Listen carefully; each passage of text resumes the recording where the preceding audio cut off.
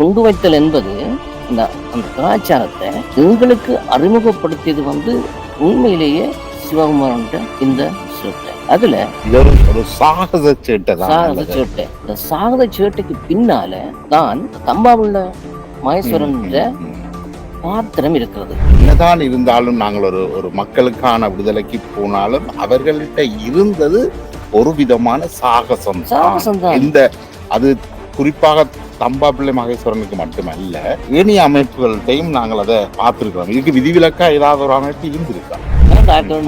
குண்டுபடிப்பு சம்பவத்தின் 30 பேர் செத்தது. இந்த 30 பேர் சாவுக்கு தம்பா பிள்ளை மகேஸ்வரன் தான் காரணம். மார்க்சிச தத்துவ வித்தகர் அவர் ரத்ன சவதியை நாங்கள் வரலாற்றை சொல்லிக் கொண்டு வாரோம். ஆனால் அவர் என்ன சொல்லுகிறார்? 10 லட்சம் மக்களுடைய ஓட்டுரிமை பறிக்கப்பட்டதிலும் தூண்டப்படாத தமிழர்கள், உணர்ச்சி வசப்படாத தமிழர்களுடைய கல்வியில் தராதரப்படுத்தினால் தான் இந்த தமிழ போராட்டம் எழுந்து கொண்டே நிறுவுகிறார். ஒரு மிக மோசமான ஒரு காரணம். தரப்படுத்தல் என்பது உண்மையிலேயே அந்த தரப்படுத்தல் இருந்தபடியால் தான் முல்லைத்தீவுல இருந்து டாக்டர் வந்திருக்கிறார், கிளிநொச்சியில இருந்து டாக்டர் வாரார், கிளிநொச்சியில இருந்து டீச்சர்ஸ்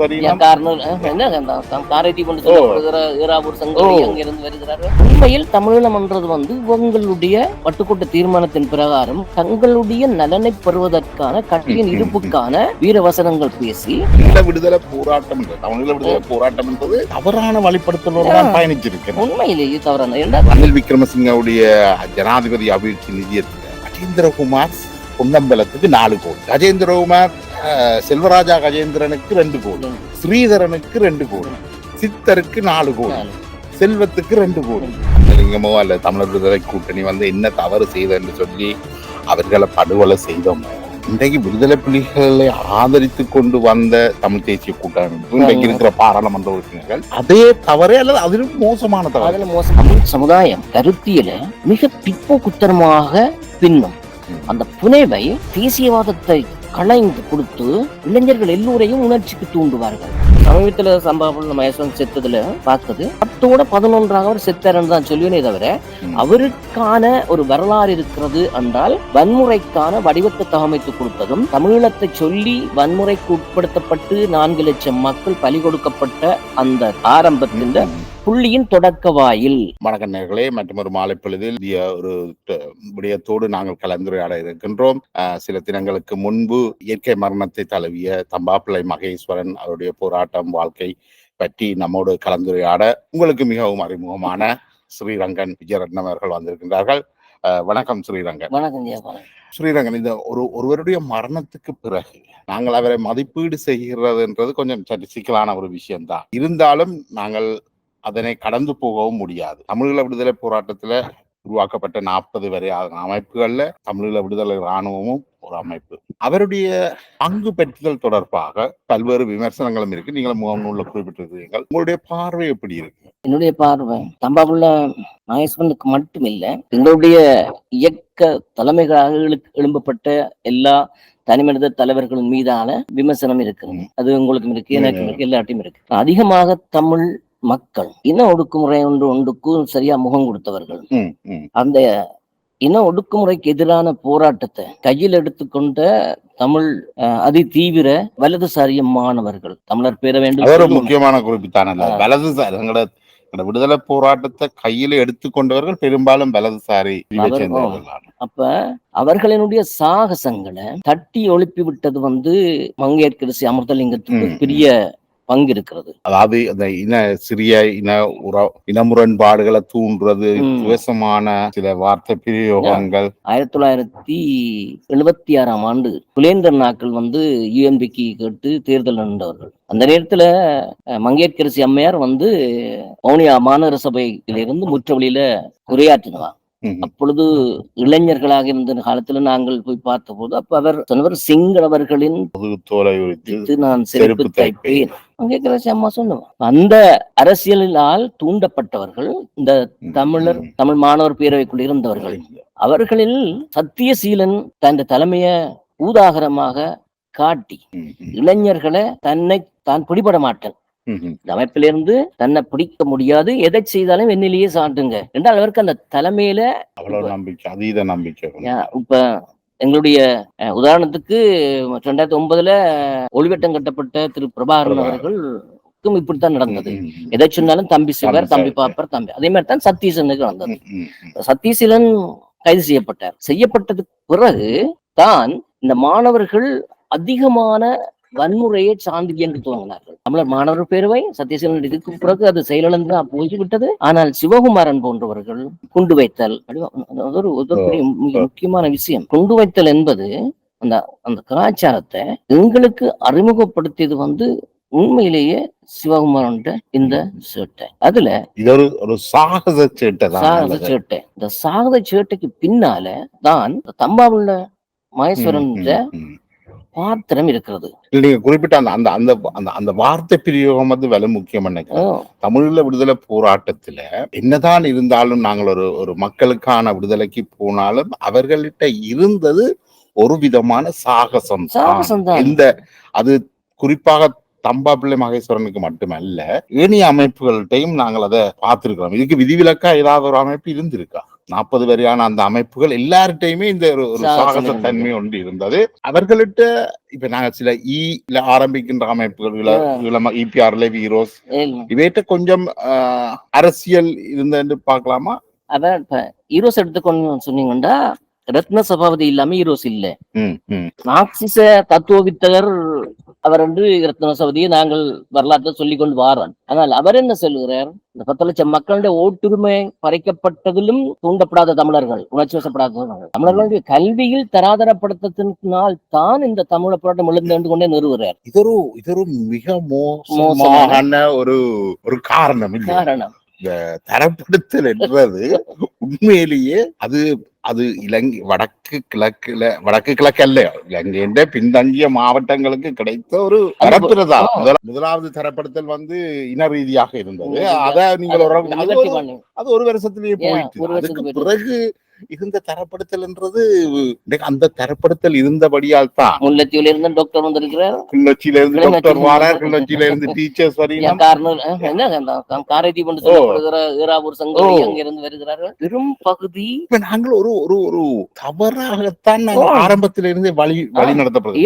ஈழ விடுதலை போராட்டம் என்றது, தமிழீழ விடுதலை போராட்டம் என்றது தவறான வழிப்படுத்தலோடு தான் பயணிச்சிருக்கேன். உண்மையிலேயே தவறான ஆரம்பம் கருவே அது ஃபெயில் பில்டிங் சொல்லுவாங்க, பிள்ளையாக கருவுற்றது உண்டு.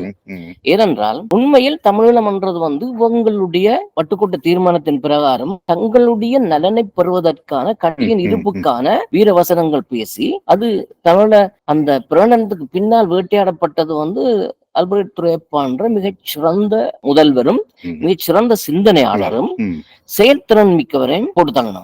இன்னைக்கு பார்த்தோம்டா நாங்க விரும்பியோ விரும்பாமலோ அல்பர்ட் துரையப்பா அரங்கு, துரையப்பா விளையாட்டரங்கு, துரையப்பா நியூ மார்க்கெட், துரையப்பா கொண்டு வந்த பல விஷயங்கள்லாம் இன்றைக்கு யாழ்ப்பாணத்துல இருக்கு. அவ்வளவு தூரம் அவர்கிட்ட ஒரு மக்களை அணுகிற முறையிலையும் நியாயமான அவர் அடிப்படையில் அதை நாங்கள் பேசுவோம். ஏன்னா நாங்கள் அதில் சொல்ல அவர் அடிப்படையில் நாங்கள் எங்களுக்கு அது கொஞ்சம் சொல்ல கஷ்டமா இருக்குமே. என்னண்டா யாழ் சைவ வேளாள அந்த இது இருக்குத்தானே, அது ஒரு ஆதிக்க கருத்தியல் மட்டுமில்ல, ஆதிக்கத்தை நிலைப்படுத்துவதற்கான ஒரு மிகப்பெரிய நிறுவனம். இந்தியாவில எப்படி பார்ப்பனிய நிறுவனம் எப்படி இருக்கிறதோ அது போல யாழ்ப்பாணத்துல உண்மையிலேயே இந்த சைவ வேளாள அந்த நிறுவனம் மிகப்பெரிய அடக்குமுறையை கட்டவிழ்த்து விட்ட பொழுது அதற்கு எதிரான கலகக்காரனாக தான் அல்பர்ட் துரையப்பா வருகிறார். அவர் அடித்தட்டில் உழைக்கும் மக்கள் அத்தனை பேரையும் அரவணைத்துக் கொண்டு அவர்களுடைய நலனை சார்ந்து இயங்குகின்ற பொழுது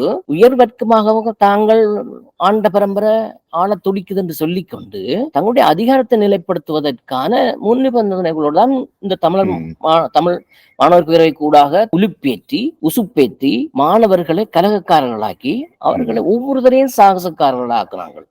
அதன் உச்சகட்டம் நீங்கள் பாத்தீங்கன்னா தெரியும், தமிழ் விடுதலை புலிகள் எழுதுது. அதுல முக்கியமான இன்றைக்கும் ஒரு பிரிவார்கிட்ட துரையப்பா ஆரண்டு கேட்டால் அவர் துரோகி, அவர் சிங்கள அரசுக்கு பொம்பளை பிடிச்சு கொடுத்தவர், இப்படியான விமர்சனங்கள் தான் வைக்கப்படுது. அது தமிழ் சமுதாயம் கருத்தியல மிக பிற்போக்குத்தனமாக பின்னும் அந்த புனைவை தேசியவாதத்தை களைந்து கொடுத்து இளைஞர்கள் எல்லோரையும் உணர்ச்சிக்கு தூண்டுவார்கள்.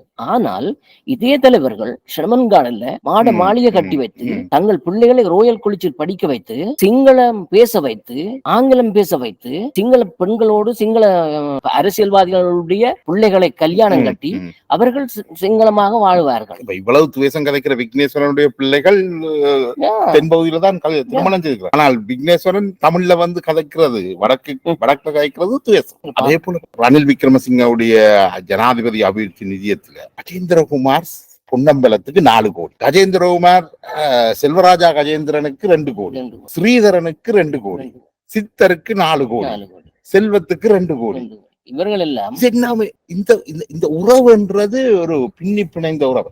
இது வந்து அபிவிருத்திக்கு வாங்கப்பட்ட நிதி அல்ல. இது அவர்களுக்கு தனிப்பட்ட முறையில மாவட்ட செயலத்துக்கால தான் வந்திருக்கு. தமிழ் ஆளும் வர்க்கத்தோடும் சிங்கள ஆளும் வர்க்கத்துக்குள்ளேயும் பண்டு தொட்டு ஒரு மிக ஒட்டிய அண்மித்த உறவாடல் இருந்தது. அவர்கள் போலிக்கு சிங்கள சமுதாயத்தை தங்களுக்கு சாதகமா பயன்படுத்துவதற்காக சிங்களவர்கள் இந்த இனவாதத்தை தூண்டினார்கள். நாங்கள் பரத்தி முழுக்க ஒன்றும் கொடுக்க மாட்டோம்.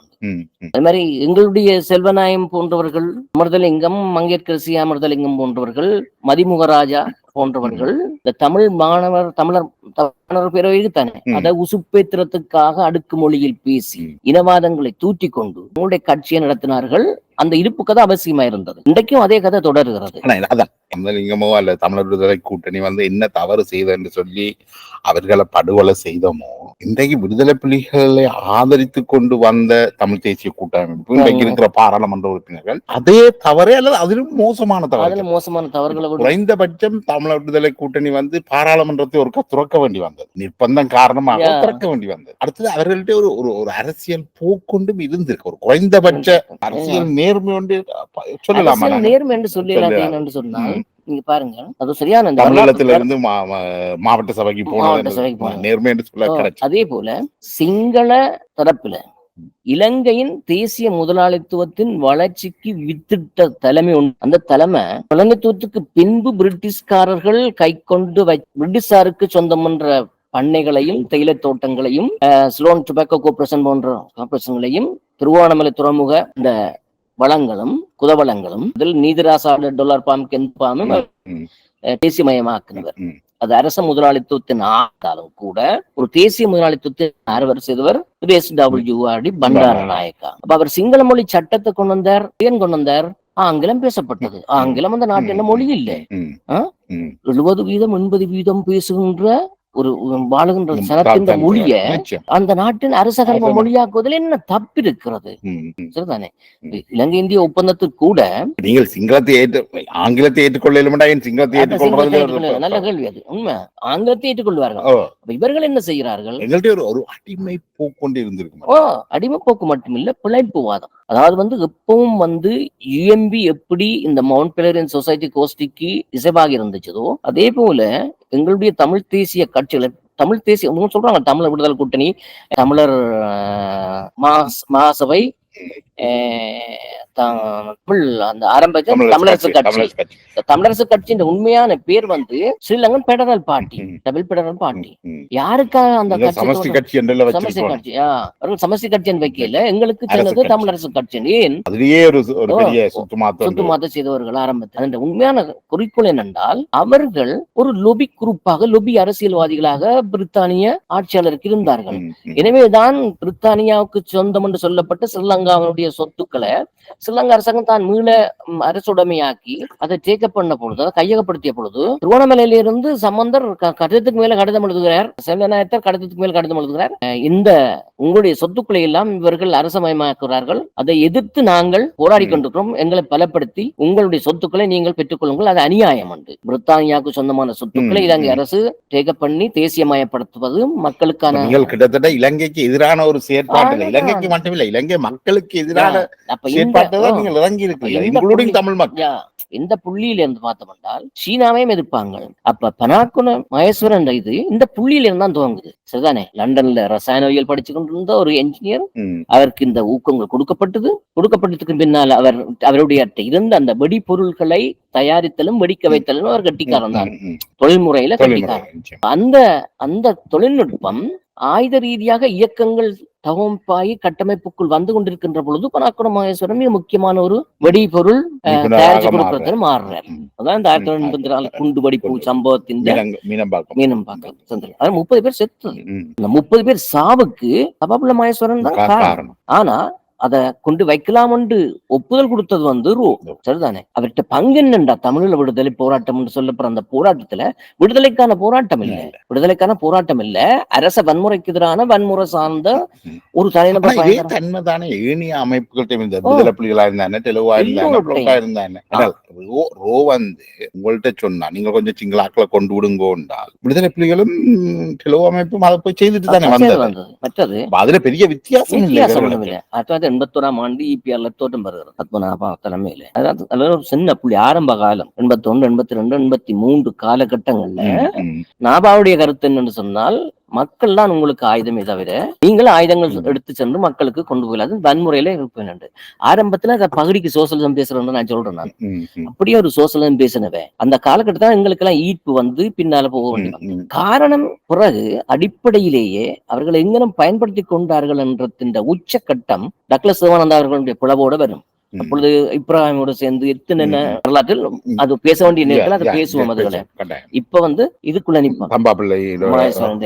அப்ப அந்த இதில் தான் இப்ப சமீபத்துல சம்பாபுள்ள மகேஸ்வரன் செத்ததுல பார்த்தது 10ஓட 11ஆக அவர் செத்தாருன்னு தான் சொல்லுவேனே தவிர அவருக்கான ஒரு வரலாறு இருக்கிறது என்றால் வன்முறைக்கான வடிவத்தை தகமைத்து கொடுத்ததும், தமிழீழத்தை சொல்லி வன்முறைக்கு உட்படுத்தப்பட்டு 4 லட்சம் மக்கள் பலி கொடுக்கப்பட்ட அந்த ஆரம்பத்தின் புள்ளியின் தொடக்க வாயில். அதுக்கு முதலியே இவர்கள் அல்பிரேட் துரைப்பாவை சுட்டு கொன்று வெடிகொளுத்தி மகிழ்ந்து ஆரம்ப கொண்டாடிட்டார்கள். முதல் கோணல் முற்றிலும் கோணல் என்ற மாதிரி எங்களோட விடுதலை போராட்டம் என்றது கிட்டத்தட்ட அப்படித்தான் போய் முடிஞ்சிருக்கு.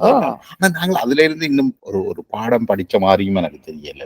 இன்றைக்கும் கிட்டத்தட்ட அதே அரசியலை பின்பற்ற போக்க நாங்கள் பார்க்கலாம். ஏனென்றால் உண்மையான வரலாற்றை சொல்வதற்கான உண்மையும் நேர்மையும் வரலாற்று ரீதியாக என்ன நடந்தது என்று பக்கச்சார்புகள் இன்றி சொல்வதற்கான கல்வியாளர்கள் இருந்தால், அந்த கல்வியாளர்கள் உண்மையை எடுத்து சொல்லுகின்ற பொழுது அவர் மீது கரி பூசப்படும். என்னென்றால் தமிழ் சமுதாயத்துல அவர் வந்து தமிழ் துரோகி. தமிழ் விடுதலை போராட்டத்துல தமிழ் மகேஸ்வரன் என்பது மிக குறுகின காலம். குறுகிய புலிகள் அந்த விமான குண்டு வெடிப்பு மற்றும் அடுத்தது நினைக்கிறேன் இலங்கையின் தேயிலை ஏற்றுமதி நிறுத்தத்துக்கு நஞ்சு கலக்கப்பட்டதாக ஒரு செய்தி பரப்பப்பட்டு தேயிலை எல்லாத்தையும் பாருங்க எல்லாம் பறந்துபட்ட மக்களுக்கு எதிரானது. தேயிலையே நஞ்சு கலந்தால் சாக போறது யாரு? அப்ப இந்த உளவியல் தான் நாங்கள் இன்னமும் செய்யலாம் என்ற ஒரு உளவியல் இருந்திருக்கு.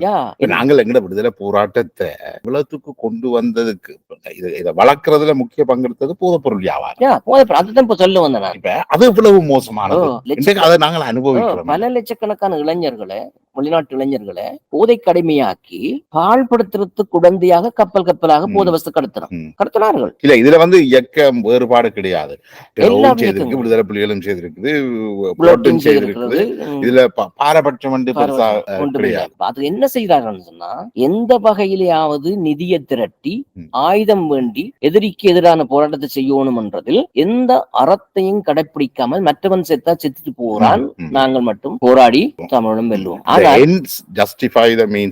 அதாவது உங்களுடைய முடிவுகள் வந்து எப்படி இருக்கோ அதை வச்சுக்கொண்டு உங்களோட செயல்பாட்டை தீர்மானம். ஆனா அப்படி இல்லையே, உங்களோட செயல் வடிவம் எப்படி இருக்குன்றது முக்கியம்.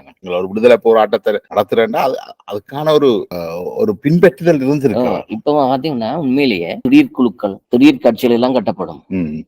அதேதான் ஆரம்பத்தில் நடந்தது. இந்த தமிழ் மாணவர் பேரவைக்குள்ள இருந்து இவர்களால் தூண்டப்பட்டு இந்த தமிழ் தேசியவாதிகள் தான் நான் சொல்றேன். இந்த மிதவாத காட்சிகள் இவர்களால் தூண்டப்பட்டு எழுத்தமானத்துக்கு தண்டெடுத்தவன் எல்லாம் தலைவன். அப்ப சாகசங்கள் நிறைந்தவர்கள் இளைஞர்கள், இது கண்ணாடி பத்மநாதன்ல இருந்து வரும். அந்த வரலாற்று அப்படி எடுத்துக்கொண்டு வரலாம். சாகசங்களும் அரசியல் ரீதியாக இனவாதத்துக்கு உட்படுத்தப்பட்ட இளைஞர்களுடைய கொந்தளிப்பும், சிங்கள ராணுவத்தை சுட்டுக் கொண்டால் தமிழ் கிடைச்சிடும், போலீஸை தாக்கினால் கிடைத்திடும் அன்று அவர்களை நிந்தித்து அவர்களை எதிர்நிலைக்கு தள்ளி பிறகு இவர்கள் அடித்துவிட்டு ஓடி விடுவார்கள். கிராமம் வந்து அவன். அப்ப என்ன நடக்கும்? மக்களுக்கு துன்பத்தையும் அழிவையும் கொடுத்தோன்னு மக்கள் திரும்ப இவர்களை ஆதரிப்பார்கள் என்று அந்த formula தான் 2009 வரைக்கும் வந்தது. புலிகள் பார்த்தார்கள் என்றால் மக்கள் எவ்வளவுக்கு எவ்வளவு அழிகின்றார்களோ அவ்வளவுக்கு அவ்வளவு எங்களுக்கு உலக ஆதரவு வரும், சர்வதேச ஆதரவு கிட்டும், அமெரிக்கா காப்பாற்றும் என்ற ஒரு எண்ணம் உண்மையிலேயே எங்களுடைய அரசியல் பலவீனத்தினுடைய உச்சகட்டம். ஏனென்றால் தமிழ் பிரதேசம் எங்கும் பாருங்கள், ஒரு தொழிற்சங்கங்களும் தன்னியல்பாக வளர்ந்ததில்லை. எங்கேயா இருந்தாலும் தொழிலாளருடைய பிரச்சனைகளை முன்தள்ளி தொழிலாளர்களுக்காக அவர்களுடைய நலத்துக்காக கட்டப்பட்ட தொழிற்சங்கங்கள் தமிழ் பிரதேசங்களில் எழுந்தது குறைவு. இந்த தம்பாப்பிள்ளை மகேஸ்வரனுடைய ஒரு இன்னொரு வித்தியாசமான போக்கு என்னென்றால், சாகசத்துக்கு வந்து நான் நினைக்கிறேன் ஒரு சில ஆண்டுகளிலேயே பிறகு அவர்கள் இந்த நேஷனல் லொட்ரி, நான் நினைக்கிறேன் நாங்கள் வளர்ச்சி அடைந்த நாடுகள்லயே இப்பதான் லொட்ரி அறிமுகப்படுத்த, ஆனால் இந்த இந்த அது அது அதுவும் ஒரு மோசமான ஒரு எக்ஸ்ப்ளாய்டேஷன். அந்த சுரண்டல் அதை நீங்க அப்பவே கொண்டுட்டீங்க. அந்த சுரண்டல் உண்மையிலேயே நான் தான் அந்த கடந்த இதுல சொன்ன நாங்கள் வந்து அதிகமாக குவிப்புறுதி ஊக்கம் உடையவர்கள், எந்த வகையிலும் நிதியை திரட்டுவதற்கு திறமானவர்கள். அது எங்களுடைய கோயில்கள் எல்லாம் வந்து அந்த சின்ன லொட்டை போட்டு அந்த பிளான் தான் இந்த ஆரம்பத்தின் ஆலயங்களை நாங்கள் வியாபார நிறுவனங்களாக மாற்றி வச்சிருக்கோம். அப்ப இதுல இருந்துதான் தம்பாப்பிள்ளை மகேஸ்வரனுக்கு ஒரு உந்துதல் கிடைக்கும். அவர் அந்த லொட்டரியை போட்டு வித்து அந்த பணங்கள் எல்லாம் என்ன வாங்கினது, இதுல அந்த பணாக்குட மகேஸ்வரன் நாங்கள் கதைக்கிறதுல இருந்து அமதலிங்கத்தின் மகன் பகிரதன் சிங்கப்பூர்ல போய் மங்கையரசி அம்மையாரும் பகிரதனும் காசு 3 லட்சம் வெள்ளி சேர்த்தவர்கள். வரலாற்று ரீதியா ஆவணத்தோட டேவிட் ஐயா எழுதியிருக்கிறார். அந்த காசுகளை வேண்டிக் கூட அவர்கள் லண்டன் போயிட்டு அவர்கள் தூண்டப்பட்டு அவர்கள் டிஎன்ஏ என்ற அமைப்பை உருவாக்கி தமிழ் நேஷனல் ஆர்மி அதுல ஒரு பிரிவு என்ன இந்த TLF ஒரு ஆயுத அமைப்பாகத்தான் அது கருதப்படாது. பகிரதான் அதை மறுத்திருந்தார், தாங்கள் தந்தையார் அதுக்கு உடன்பாடு இல்லை என்று சொல்லி. ஆனா வரலாறுல அந்த உண்மை அழியப்படாது, அதை அவதூறு எடுக்க முடியாதுன்னு சொன்னால் டேவிட் ஐயா தன்னலமற்ற தமிழர்களுக்காக உண்மையிலேயே தான் ஒரு இது செய்ய வேண்டும் என்று விடுதலைக்கு காந்தியத்து கூடாக வளர்த்தெடுத்து சந்ததியாரும் டேவிட் ஐயாவும் நிறுவிய அந்த பண்ணைகள் தான். பண்ணைன்றது வந்து அதுதான் அன்றைக்கு அந்த கரையோர எல்லைப்புற கிராமங்களை உருவாக்கி ஒரு பண்ண வாழ்க்கையும் அந்த விடுதலை போராட்டத்தை ஆயுத போராட்டமாக மாறி இருக்காட்டி அதுதான் இந்த பண்ணைகளே நினைக்கிற நிறைய விஷயங்கள் அது புரட்சியினுடைய ஆரம்ப மூலக்கூறுகளாக மூழ்த்தவை. எப்படி மூழ்த்தவை என்றா கூட்டு பண்ண வாழ்வு, அந்த வாழ்வின் அடிப்படையில் தன்னலத்தை மறுத்து பொது நலத்துக்கான ஒரு சமத்துவமான சமூக கட்டமைப்பை கட்டி வைப்பதற்கு எங்களுக்கு அந்த வரலாறு வந்து இப்படி அழிக்கப்பட்டு இறுதியில எல்லாரையும் தப்பானவர்களும் தவறானவர்கள் என்று நாங்கள் சொல்லி எல்லாருக்கும் துரோகி தியாகி என்ற பட்டங்களை கொடுத்து எங்களுடைய தமிழ் சமுதாயத்தில இருந்த சில நல்ல முகுழ்ப்புக்களை விசும்பு நிலை சமூக முன்னேற்றத்திற்கான அசைவாக்கங்களை எல்லாம் தமிழ் தேசத்துக்கு எதிரானது என்று சொல்லி இவர்கள் புனைந்து விட்டார்கள். அது எது சரியானதோ, எது மக்களுக்கு நீண்ட காலத்துல பயன் தரக்கூடியதோ அல்லது விடுதலையை வென்றெடுக்கக்கூடியதோ அதை எல்லாத்தையும் நாங்கள் முளையிலேயே பயனிட்டது துரோகத்தனமானது அந்த அடிப்படையில். மற்றது நாங்கள் எப்பவுமே ஒரு எங்களை விடுதலை போராட்டத்துல பார்த்தால் ஒரு நீஜர் ரியாக்ஷன் எப்பவுமே எங்களுக்கு நாங்க ஒன்று செய்தா அதற்கான பலனை அடுத்த சில நிமிடங்கள்லயோ அடுத்த சில நாட்கள்லயோ எதிர்பார்க்கும். அப்படித்தான் விடுதலை போராட்டம் அப்படி இல்லை, அது நீண்ட கால தலைமுறை சார்ந்தது.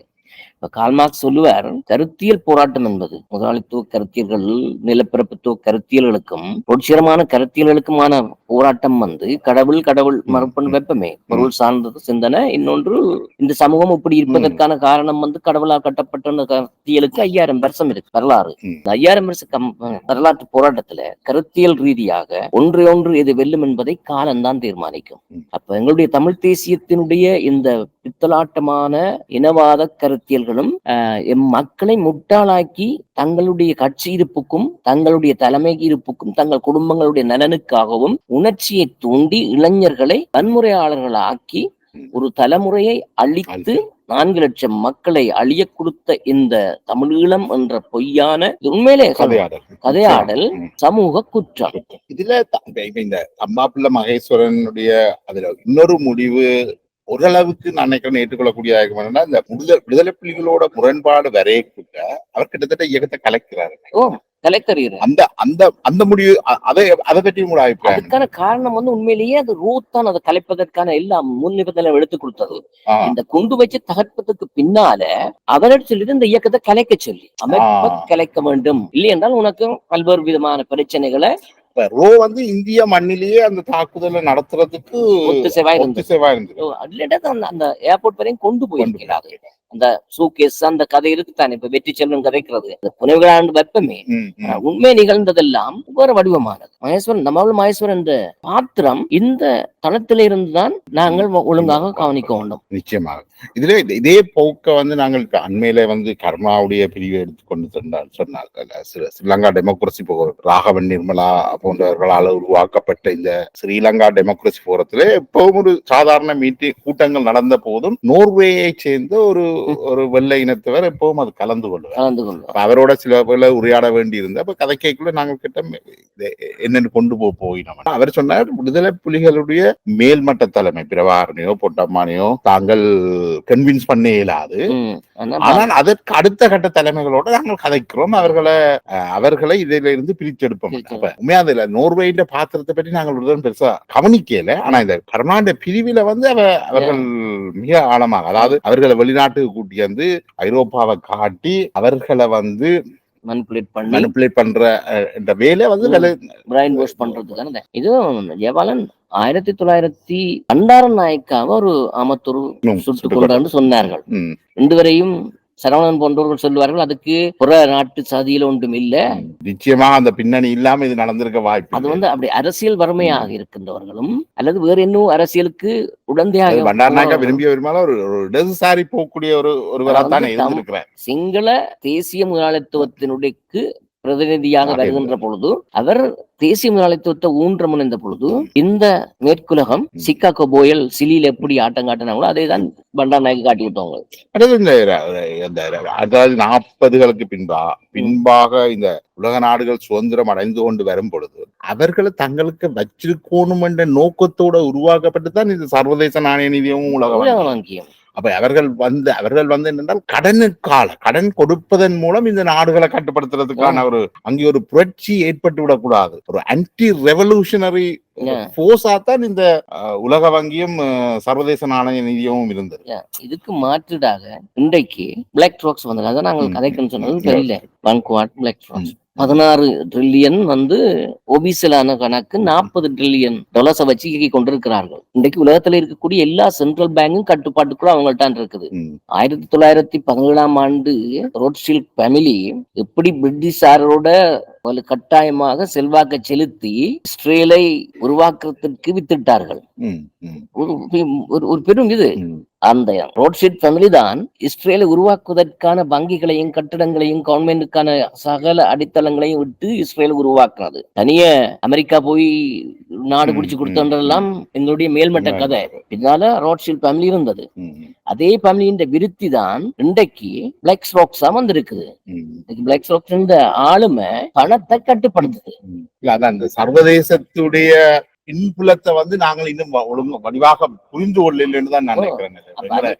ஒவ்வொரு அரசியல் இயக்கத்துக்கு பின் அல்லது அரசியல் நகர்வுக்கு பின்னுக்கும் இந்த சர்வதேசம் ஆளுமை மிக செல்வநாட்டாற்ற மகன் சந்திரகாசன் கம்பளப்பட்டியில வீட்டை வச்சுக்கொண்டு அங்க இருக்கக்கூடிய முதலாளிமாருக்கு சட்டத்தணியா இருந்தார். சந்திரகாசன் வந்து உண்மையில் அந்நிய சக்திகளினுடைய எப்படி ஜேஆர் ஜெயவர்த்தனா மோகன் பிளேரியன் சொசைட்டி போர்ட் மெம்பரோ அதுபோல் நேஷனல் செக்யூரிட்டி ஏஜென்சி அமெரிக்காவினுடைய மிக அனுதாபியும் அவர்களால் இயக்கப்பட்டவரும் சந்திரகாசன் என்று சொன்னால் அதை பல பேர் நம்ப மாட்டார்கள். இன்னொரு குற்றச்சாட்டு வைக்கப்படுது, அது எந்த அளவுக்கு உண்மையென்றும் தெரியல. வந்து இப்ப அண்டன் பாலசிங்கத்துடைய மனைவி அடேல் பாலசிங்கம் இவர்களுடைய பேர்ல தான் விடுதலை புலிகளுடைய பல்வேறு சொத்துக்களும் அவர்களுடைய பேர்ல தான் இன்றைக்கும் இருப்பதாகவும் கதை சொல்லப்படுது. ஏன்னா இவர்கள் வந்து நெருக்கமாக உளவு நிறுவனங்களோட மிக நெருக்கமாக இருந்து செயல்பட்ட என்ற விஷயமும் இருக்குது.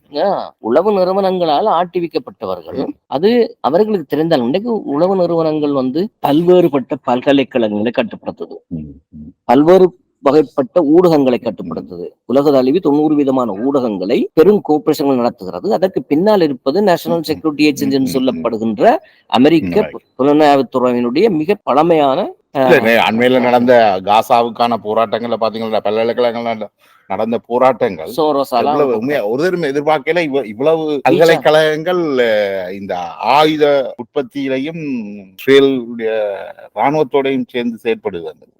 எங்களுடைய இளைஞர்களை பார்க்கணும். லண்டன்ல போய் படிச்சவர்கள் கொஞ்சம் பேர், அப்ப கண்டி பேராதனையில வந்து படிச்சவர்கள், கட்டுப்பத்தையில வந்து படிச்சவர்கள் எல்லாரும் வந்து அதி தீவிரமான இனவாதத்துக்கு ஊட்டப்பட்டு நேரடியாகவும் சிங்கள அரசாங்கம் என்று சொல்லப்படுகிற சிங்கள இனவாத சக்திகளாலும் தூண்டப்பட்டு கொண்டிருந்த பொழுது அவர்கள் மிக இலகுவாக வன்முறை சார்ந்து இயங்க கொண்டார்கள். 83ஆம் ஆண்டு கலவரத்துல ஒரு போட்டோன் வெறும் தீயிட்டு கொளுத்தலும் இளைஞர் அம்மனமாக வச்சு அது நடந்ததுன்றது உண்மைதான். ஆனால் அது செய்த கருத்தியல் போராட்டம் சிம்போலிக் இளைஞர்களை கிளிகொள்ள வைத்ததும் கண்மண் தெரியாத அளவுக்கு வன்முறையை தூண்டுவித்ததும் இது சமீபத்தில் நடந்த காத்தான்குடி படுகொலைகள், அனுராதபுர படுகொலைகள் எல்லாம் வந்து புறசக்திகளால் தூண்டப்பட்டதுக்கு போது அப்ப எங்கள் இளைஞர்களை ஒரு ஆயுதமாக பயன்படுத்தி கொண்டார்கள். இவர்களுக்கு ஏன் எதற்கென்று தெரியாது, இவர்களால் எங்களுக்கு தமிழம் கிடைக்கும். ஏன்னா நாங்கள் அதிகமா சொல்றது வந்து ஆறு குத்தியும் அரிசியான சரி என்று தானே. இன்னொரு கேட்கறாங்க செய் அல்லது செத்து ஒன்று விளங்க வேணும். நாங்கள் உங்களுக்கு என்ன செய்யறோம் என்று தெரியாட்டி செய்யாம இருக்கிறது பெற்ற நாங்கள் செய்து கடந்த 30 ஆண்டுகளாக செய்து செத்து மடிந்திருக்கிறோமே ஒழிய நாங்கள் சாதிக்க இந்த பழமொழிகளுக்கு பின்னால இந்த வாசகங்களுக்கு பின்னால ஓடுறதுன்றது ஒரு ஆபத்தான. அப்ப இன்றைக்கு வந்து பராக்குளம் மகேசன் நாங்கள் என்ன மாதிரி புரியணும் என்றால் வன்முறை சார்ந்த கருத்தியல் கட்டமைப்பினால் தூண்டப்பட்ட ஒரு துரும்பு வரலாற்றில் அவரால் ஆகப்பட்டதென்று ஒன்றுமில்லை, அழிவத்தான் தவிர தமிழர்களுடைய போராட்டத்தை பயங்கரவாத போராட்டமாக இனங்காட்டுவதற்கான முதல் துருப்புச் சீட்டாக சர்வதேச ரீதியாக கொண்டு வைக்க நாங்க சொல்லிக்கொள்ளாம நினைக்கிறேன். ஒரு காலகட்டத்துல ஒரு இளைஞராக இருக்கிற காலகட்டத்துல தமிழ் மக்களுக்காக ஏதோ செய்யணும் என்று எண்ணின அந்த புள்ளிய வேணுமென்றா நாங்கள் என்ன சொல்றது, அது அந்த புள்ளிய நாங்கள் ஒரு பாசிட்டிவா பார்க்கலாமே இல்லையா. அதை ஏற்படுத்தின விளைவுகள் வந்து எங்களுக்கு எதிராக அமைஞ்சிடும். ஏனென்றால் நாங்கள் அந்த தவமைப்பு எங்களுடைய போராட்டத்தின் தவமைப்பே உண்மையான வரலாற்று இயங்கியலே புரியாத இது. இப்ப அவர் வந்து ரத்னா சவதி இவ்வாறானவர்கள் ஆயுத போராட்டத்தை துவங்கி இருக்காமல் விட்டிருந்தால் சிலவல்ல தமிழ் மக்கள் ஒரு உச்சகட்டமான உண்மையா போயிருப்பார்கள். அது வந்து தனிய தம்பாப்புல மட்டுமல்ல, இந்த அனைத்து ஆயுதம் தமிழ் மக்களின் கையில பொருளாதார பலம் இருந்திருக்கும். பொருளாதார பலத்தின் அடிப்படையில் அவர்கள் நவீனமாக இண்டஸ்ட்ரியில் அமைச்சிருப்பார்கள். தொழிற்பேட்டைகள் வருகின்ற பொழுது பாட்டாளி இயக்கம் உருவாகும். பாட்டாளி இயக்கம் உருவாகின்ற பொழுது ஜனநாயகத்துக்கான கோரிக்கைகள் முன்னிபந்தனையாக வரும். தொழிற்சங்கங்கள் எழுகின்ற பொழுது ஒரு சரியான அரசியலை நோக்கிய கட்சி ஒன்று தோன்றதுக்கான வாய்ப்பு வந்திருக்கும். தமிழ் தேசிய இந்த விதேசிய கட்சியை விட தமிழர்களுக்கு ஒரு கட்சி ஒன்று உருவாகியிருக்கும். அந்த 40 இயக்கங்களே ஒரு வித்தியாசம் அம்பாப்புள்ள மகேஸ்வரன் தான் இயற்கை மரணத்தை தாழ்வி மற்றவர்கள் பெரும்பாலும் விடுதலை புலிகளால் கொல்லப்பட்டிருப்பார்கள் அல்லது மாமேஸ்வரன் அவருடைய அமைப்பை சேர்ந்தவர்களை சுட்டுக் கொண்டார். அம்பாப்புள்ள மகேஸ்வரன் புத்திசாலி என்பதனால்தான் அவர் தப்பு அவருக்கு தெரிஞ்சிட்டது. அதன் பின்னால் கலைக்கப்பட்டு மிக சாதாரணமான வாழ்க்கைக்கு வந்துட்டு அவருடைய திறமை வந்து தமிழ் மக்களுக்கும் பெரிதாக பயனை ஏற்படுத்தினதாக தெரியும். எந்த பயனும் இல்லை.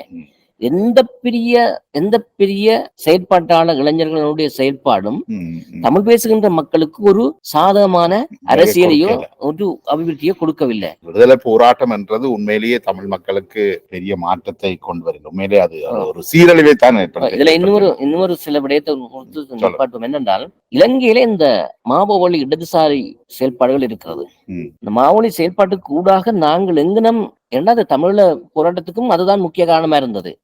என்னத்த ஸ்டாண்ட் எடுத்தமண்டு ஒரு பக்கம் சோவியத் யூனியன், இன்னொரு பக்கம் அமெரிக்கா தலைமையிலான மேற்குலக சிந்தனை முதலாளித்துவம். அப்ப சர்வதேச ரீதியாக பனிப்போர் இழந்ததன் பின்னால் 1950களில் பனிப்போர் என்ற உச்சகட்டம் வந்து 60களில் விதியுது. அப்ப சீனாவில மாவோ 70களில் மூவுலக கோட்பாடை கொண்டு வைக்கிறார். அப்ப அவர் சொல்றார், இந்த உலகத்துக்கு மிக ஆபத்தான 3வது உலகமாக யுத்தத்தை நடத்தக்கூடிய சக்தி வந்து சமூக ஏகாதிபத்தியமான சோவியத் யூனியன் மட்டும்தான். அதோடு சித்தாந்த ரீதியாக கல்வியிலே கொடுத்து மார்க்சி அதாவது மாவோ சார்ந்த இடதுசாரி கட்சிகளோட அந்த கருத்து வருகிறது. எனவே நாங்கள் இந்த சோவியத் யூனியனை மிக காட்டமாக எதிர்த்து அழிக்க வேண்டும். அதற்காக ஓரளவு ஜனநாயகத்தன்மை மிக்க ஏகாதிபத்தியமாக இருந்தாலும் ஓரளவு ஜனநாயகத்தன்மை மிக்க அமெரிக்காவின் தலைமையில் அமெரிக்காவுக்கு பின்னால் நின்று நாங்கள் சோவியத் யூனியனை அழிக்க வேண்டும். இதைத்தானே அவன் என்ன காங்கிரஸ் ஆஃப் கல்ச்சரல் ஃப்ரீடம் என்று சொல்ற அமைப்பு கூடாக பனிப்போர் காலத்துல சோவியத் யூனியனுக்கு எதிராக கட்டப்பட்ட கருத்தியல் வலு அங்கானே இருந்து வருது. அது மாவோ நிறுவுகிறார். மிகப்பெரிய ஆட்சி. நான் கோட்பாட்டு ரீதியாக விவாதிக்கிறதுக்காக பல மாவோயிஸ்டுக்களை நான் பகிரங்கமாக அழைப்பு விட்டுறான். அந்த அந்த ஆர்கியூமெண்ட் நீங்க சரியா நினைக்கிறீங்களா? அது புள்ள படு தவறானது. அதை கட்டி எழுப்புறேன்னா ஏகாதிபத்தியத்தை வந்து மிகப்பெரிய அளவுல வளர்த்து விட்டு அப்போது மாவோ இந்த சண்முகதாசன் போன்ற இலங்கையில உள்ள கம்யூனிஸ்ட் தலைவர்கள் இதுக்கு இதுக்கு ஒரு சேலஞ்ச் ஒன்றும் செய்யல. ஏன்னா அவர்கள் முதல் இருந்த மார்க்சிஸ்ட் கட்சிகள் புலவுண்டு. ஒரு பக்கம் மொஸ்கோ, இன்னொரு பக்கம் மாவோ தரப்பு போனதெல்லாம் இந்த பனிப்போருக்கு உடந்தையான அமெரிக்காவுடைய நிகழ்வுகளை பாத்தீங்கன்னா இன்றைக்கு சீனாவை இன்றைக்கு நீங்கள் இடதுசாரி அமைப்பாக பார்க்காவிட்டா கூட சீனாவும் ரஷ்யாவும் இன்றைக்கு ஏகாதிபத்தியத்துக்கு எதிராக கூட்டமே கட்டி ஷங்காய் ஆர்கனைசேஷன் கோஆபரேஷனை கட்டி இன்றைக்கு நேட்டோக்கு எதிரான ஒரு அணியை கட்டி ஒரு புதிய உலகத்தின் பிறப்புக்காக பிறந்திருக்கிறது. அதனால சரியோ புள்ளியோ இன்றைக்கு இந்த ஏகாதிபத்தியத்தை ஒரு சேலஞ்ச் பண்ணக்கூடிய ஒரு அமைப்பாக இன்றைக்கு இந்த பிரிக்ஸ் உருவாகி கொண்டு வருது. அதாவது டொலரினால் உலகத்தை கட்டி போட்டு கொண்டிருந்ததுக்கு பதிலாக டொலரை வீழ்த்தி டொலருக்கு எதிரான நாணயங்களை தங்கத்தின் இருப்பின் மூலம் நோட்டை அச்சிடுவதற்கானது இது. இவங்க நம்பிக்கை முறையை வைத்துத்தானே இவங்கள் டொலரை கணக்காக தூக்கம் பண்றாங்க, அச்சிடுகிறார்கள். அதனால அவர்கள் அந்த டொலரை வைத்து உலகம் பூரா கட்டி ஆள்வதற்கான முன் நிபந்தனைகள் எடுத்துக்கொண்டார்கள். இதை நாங்கள் நினைக்கிறோம் இன்னொரு கலந்துரையாடல தனியா கதைக்கோரம் நிச்சயமா கதைக்கொள்வது இது ஒரு முக்கியமான ஒரு தம்பாபுள்ள மகேஸ்வரனுக்கு. தம்பாபுள்ள மகேஸ்வரனா இருந்தாலும் சரி, அல்லது தமிழீழம் என்று சொல்லி எழுப்பப்பட்ட அத்தனை சக்திகளாக இருந்தாலும் சரி, நடுத்தர வர்க்க குணாம்சம் காரணமாக இந்த தமிழ் மாணவர் பேரவையின் அதிதீவிர சாகச செயல்களினால் தவமைக்கப்பட்டவர்கள். இது முக்கியம் நினைக்கிறேன். தமிழீழ விடுதலை போராட்டம் என்றது ஒரு சாகச அமைப்புகளாகத்தான் உருவானதை ஒழிய இது ஒரு விடுதலையை வென்றெடுக்கக்கூடிய ஒரு சித்தாந்தத்தை கொண்டிருக்கல.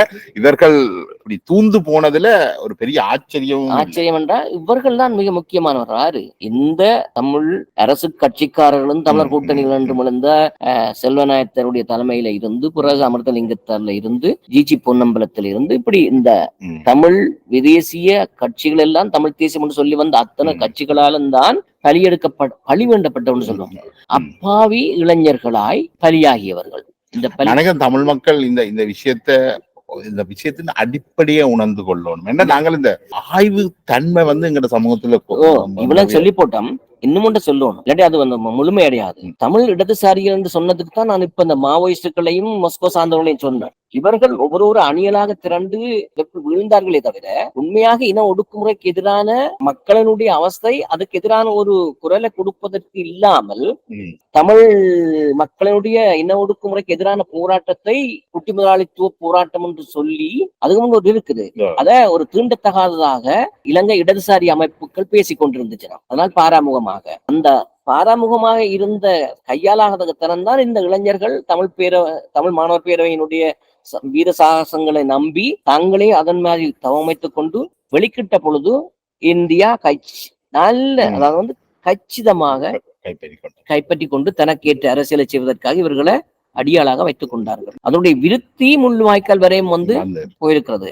ஆனா என்னென்றால் இவ்வளவு அனுபவத்துக்கு பிறகு இன்றைக்கும் இந்தியா தமிழீழம் எடுத்து தரும் என்று பிரபாகரனால் வளர்க்கப்பட்ட ஒரு பிரிவினர் அல்லது வேறு அமைப்புகள்ல இருந்து வந்தவர்களும் நம்புகிறதுன்றது திருநாவுக்கரசர் புத்தகங்களாலே தள்ளியிருக்காங்க.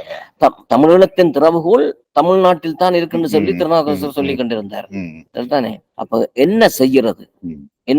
நான் நினைக்கிறேன் இந்த தமிழீழ விடுதலை போராட்டத்தை நாங்கள் ஒரு வரியில சொல்லி சொன்னால் உண்மையிலேயே நடந்தது ஒரு விடுதலை போராட்டமே அல்ல. சாகசங்களின் அடிப்படையில் தமிழ் விதேசிய கட்சிகள் தங்களுடைய இருப்புக்காக இளைஞர்களை தூண்ட வச்சு பாதிக்கப்பட்ட இளைஞர்கள் தவறான வகையில் போதிக்கப்பட்டு அவர்களுடைய அந்த விடாப்பிடியான துணிவும் இளம் வயதுக்கே இருக்கக்கூடிய செயற்திறன் மிக்க வன்முறை சார்ந்த செயல்பாடுகளையும் பயன்படுத்தி கொண்டு இதுவரை காலமும் தமிழ் காங்கிரஸ் இருந்தாலும் சரி, தமிழரசு தமிழரசு கட்சியா இருந்தாலும் கட்சியா தமிழ் விடுதலை கூட்டியாலும் சரி உயிர் வாழ்ந்திருக்கிறாங்க, இனியும் வாழ்வாங்க இந்த தமிழ் தேசியத்தை சொல்லி கண்டு. இத வந்து தமிழ் மக்கள் புரிந்து கொண்டு நினைக்கிறேன். ஒடுக்கப்பட்ட அனைத்து மக்களோடையும் அவை ஒரு நல்லுறவை ஏற்படுத்தித்தான் ஒரு மாற்றத்தை இன்னும் ஒன்று நாங்க சொல்லுவோம், அதையும் சொல்லி போட்டு முடிப்போம். ஏனென்றால் சித்தார்த்தனா இருந்தாலும் சரி, சுரேஷ் பிரேமச்சந்திராவும் இருந்தாலும் சரி, கடந்த காலத்துல என்ன செய்தார்கள்?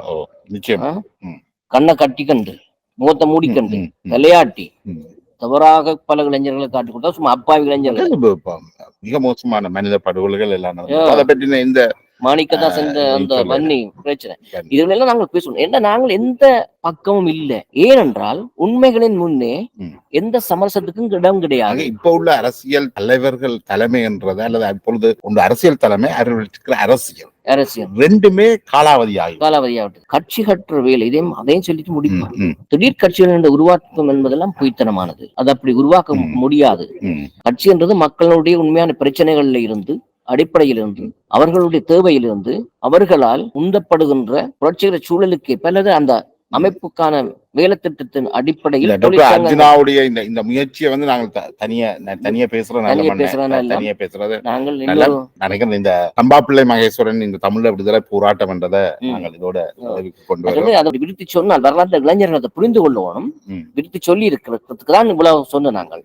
இல்லாட்டி 2 வார்த்தையில சொல்லி இருக்கலாம். இந்த பயங்கரவாத தனிநபர் பயங்கரவாத முனைப்புகள் எதுவும் இறுதியில் வந்து அழிவத்தான் தருமே தவிர அதை நாங்கள் எங்கள் அனுபவத்தில் ஆக்கப்பூர்வமா வந்ததில்லை. பிளாக் செப்டம்பர் பாலஸ்தீனத்துல உருவாகி இது கண்மண் தெரியாம போய்விட்டது. இன்றைக்கு இஸ்ரேல் அரசாங்கத்தால் தோற்றுவிக்கப்பட்ட காமாஸ் அமைப்பு அக்டோபர் 7 வந்து அது சரியோ பிள்ளையோ 1500 மக்களை கொண்டு கொடுத்ததுன்னு சொன்ன வன்முறையானது இன்றைக்கு 60,000 70,000 மக்களை கொன்று அழித்து போட்டு இருக்கிறது.